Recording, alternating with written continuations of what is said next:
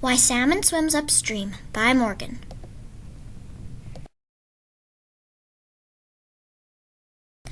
A long time ago, in a tiny village, there was no color.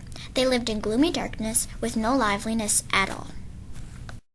The people of the village were pleading for light and color as they once had. One day, an old one with a face as wrinkled as a piece of leather and hair as black as night got in her canoe and pleaded for Salmon to bring the color back. She didn't know where to find it, but what she did know is that it would take 7 days' time, and the journey would be long and tiring. Salmon did as he was told and tried to find a way to bring the color back for everyone.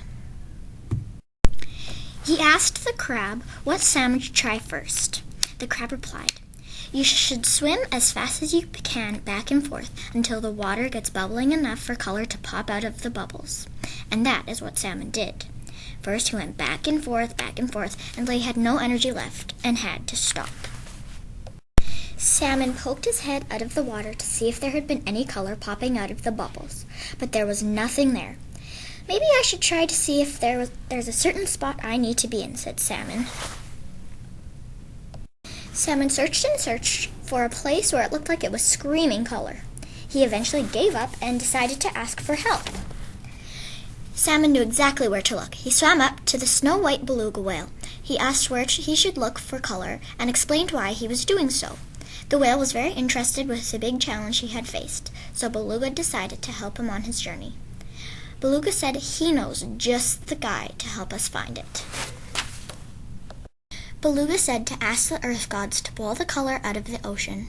"The great and powerful earth gods, may you please boil the color out of the water, so I and the people may have light and happiness," said Salmon. "We cannot help you. We have not any sun or light. It's up to you to find the color.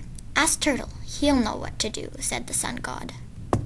So off they went, looking for Turtle to appear. Finally, Salmon and Beluga peeked out of the water and saw Turtle lying on the shore in the sun.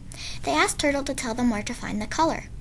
"You should try swimming upstream and finding the pool of color, sitting at the very top." "Thank you, Turtle," said Beluga and Salmon.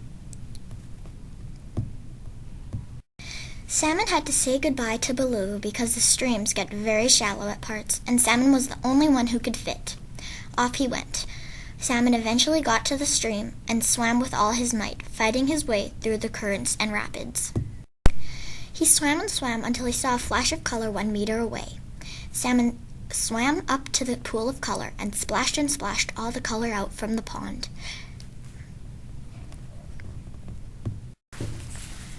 The grass was lush and green, the tree's bark was golden brown, and the water was sparkling blue.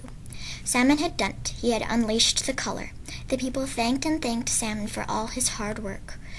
That is why salmon always swim upstream, to check if the pool of color is safe.